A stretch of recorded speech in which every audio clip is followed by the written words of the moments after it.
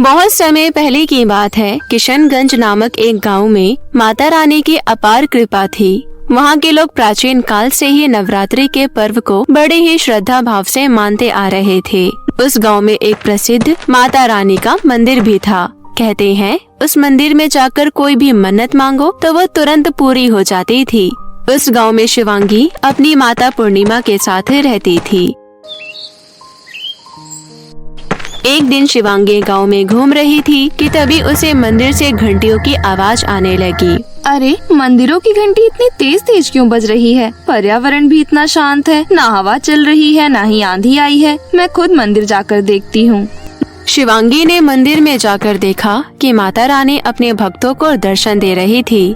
मैं तुम लोगों की भक्ति से बहुत प्रसन्न हुई और मैं इस गांव को वरदान देती हूँ कि मैं हर साल नवरात्रि पर तुम लोगों के पास जरूर आऊंगी। शिवांगी माता रानी का रूप देखकर मोहित हो जाती है और वो निश्चय करती है कि अब से वो भी हर साल माता रानी के नवरात्रि का व्रत रखेगी। शिवांगी भागकर जंगल में बने अपने घर पर जाती है और अपनी माँ से कहती है, माँ, मैंने आज माता रानी को देखा। माता रानी ने अपने भक्तों को स्वयं दर्शन दिए। मुझे उनका रूप बहुत पसंद आया और उन्होंने लोगों से वादा किया है कि वो हर साल नवरात्रि पर सबके पास आएंगी। माँ, मैंने निश्चय किया है कि मैं भी अब हर साल नवरात्रि का व्रत रखूंगी। अपनी बेटी शिवांगी की बात सुनकर उसकी माँ उसे समझाते हुए बोलती है, बेटी भूलो मत, तुम एक नागिन हो और हम नाग नागिनों के एक ही आराध्य हैं, वो है भगवान शिव। हम केवल शिव की ही पूजा करते हैं।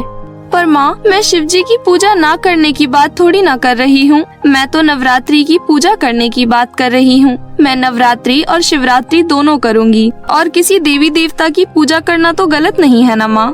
शिवांगी की माँ उसके सवालों और जवाबों को सुनकर परेशान हो जाती है और अंत में बोलती है, देख, वो समय कुछ नहीं जानती। मैंने कहा ना, तुम सिर्फ भगवान शिव की आराधना करोगी। नागलोक में किसी को पता चला तो पता नहीं वो लोग क्या कहेंगे। पहले ही हम इंसानों के बीच रहते हैं। इतना कहकर शिवांगी की माँ वहाँ से चली जाती है। शिवांगी खड़ी होकर मुस्कुराते हुए अपने मन में बोलती है, कुछ भी हो जाए, अब तो मैं नवरात्रि रखते हुए 9 दिन तक कुछ नहीं खाने वाली हूँ।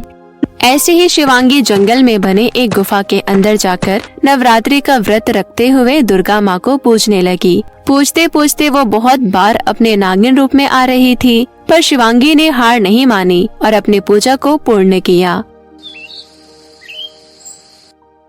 इसी प्रकार शिवांगी अब हर साल नवरात्रि पर माता का आवाहन करने लगी, जिससे शिवांगी पर माता रानी की कृपा बनी रहती थी। किशनगंज में कई सालों तक भक्ति भावना प्रबल रही और लोग बड़े ही भक्ति भाव से नवरात्रि का पर्व मनाते रहे।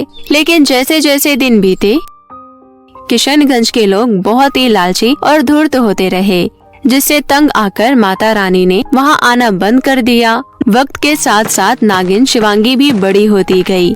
बड़ी होकर भी शिवांगी नागिन शिवजी के साथ साथ माता रानी की पूजा करने भी जरूर जाती थी। उसी गांव में जतिन नाम का एक लड़का रहता था। जतिन उस गांव के जमींदार का बेटा था। वो शिवांगी को हमेशा छेड़ता रहता था। तो आ ही गई तुम। मैं कब से मंदिर के बाहर तुम्हारा इंतजार कर रहा था। लाओ, पूजा की थाली मुझे दे दो। और जतिन शिवांगी के हाथों को पकड़ने की कोशिश करता है। तभी शिवांगी के हाथ से पूजा की थाली नीचे गिर जाती है। जतिन उसके हाथों को पकड़ लेता है। शिवांगी गुस्से से बोलती है, ये तुम क्या कर रहे हो जतिन? मेरा हाथ छोड़ो, मुझे जाने दो यहाँ से। शिवांगी, मैं बचपन से तुम्हें देखता आ रहा हूँ। पता ही नहीं चला कि तुम इतनी सुंदर कब हो गई। मेरी बात मानो, मुझसे शादी कर लो। शिवांगी अपना हाथ छुड़ाकर जतिन को जोरदार थप्पड़ लगा देती है और बोलती है, अब शायद मुझे कुछ कहने की जरूरत नहीं है। अगर समझदार हो तो समझ जाओ। जतिन को शिवांगी की बात सुनकर बहुत गुस्सा आता है और वो शिवांगी से बदला लेने का सोच लेता है। कुछ दिन बीत गए। नवरात्रि का समय आने वाला था, मगर किशनगंज में अब पहले जैसी कोई बात नहीं रही। अब कोई भी माता रानी का व्रत नहीं रखता, न ही कोई भक्ति भाव से नवरात्रि के पर्व को मनाता था, जिस वजह से उस गांव की खेतें बंजर पड़ रही थी। अधिकांश जंगल सूखे जा रहे थे। गांव की उन्नति तो मानो रुक सी गई थी। माता रानी का प्रकोप उस गांव पर साफ झलक रहा था। एक दिन शिवांगी जंगल में जा रही थी, तभी जतिन उसका पीछा करता है और देखता है शिवांगी एक गुफा में चली जाती है। जतिन भी उसी गुफा में चला जाता है और जैसे ही अंदर की ओर झांक कर देखता है तो वो हैरान हो जाता है, क्योंकि अंदर शिवांगी अपने अर्धनागिन रूप में माता रानी की पूजा कर रही थी।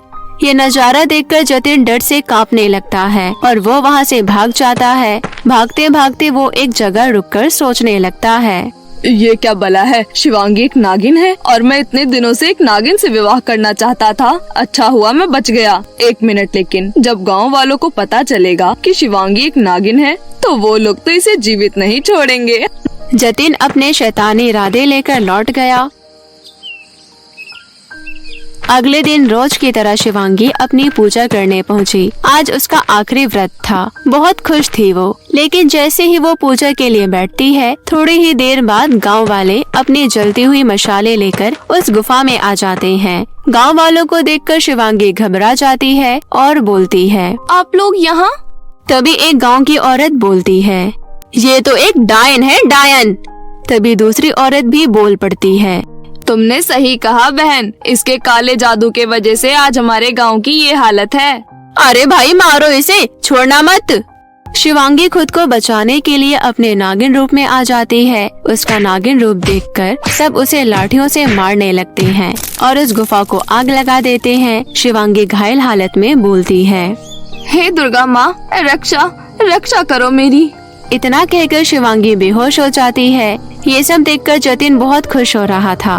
अचानक से आसमान में काले बादल छा जाते हैं। जोर जोर से बिजली कड़कने लगती है।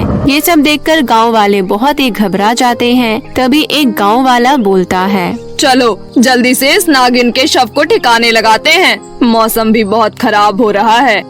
जतिन गुफा के बाहर शिवांगी के शव को देखकर सोचता है, शिवांगी की बच्ची, जीते जी तो तूने मुझे अपने शरीर को कभी छूने नहीं दिया। आज देखता हूँ मुझे तेरे शरीर को छूने से कौन रोकता है। जतिन जैसे ही शिवांगी के शरीर को छूने जाता है, उसे बहुत जोरों का झटका लगता है।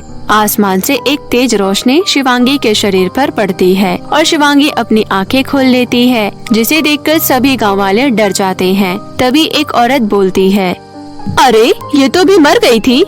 शिवांगी बहुत गुस्से में होती है। वो अपने मुंह से चारों ओर आग उगलती है, जिससे काफी लोग घायल हो जाते हैं। तभी शिवांगी अपना आकार बड़ा कर लेती है और देखते ही देखते वो दुर्गा माँ के रूप में परिवर्तित हो जाती है।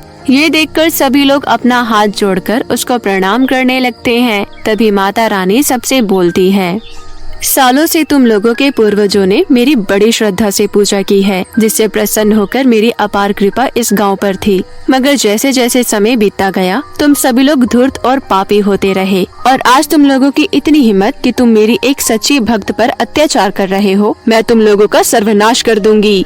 माता रानी की ये बात सुनकर सभी गांव वाले माता रानी के सामने गिड़गिड़ाने लगे और रोते हुए माफी मांगने लगे।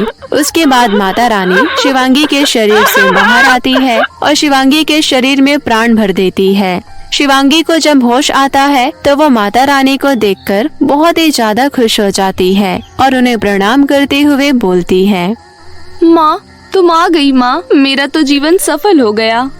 मुझे तो आना ही था बेटी। पाप ही वजह थी कि यहाँ की हरियाली खत्म होने लगी। मैं नाराज थी इस गांव के लोगों से, मगर तुम्हारी भक्ति ही वजह थी कि ये गांव मेरे प्रकोप से अभी तक बचा हुआ है।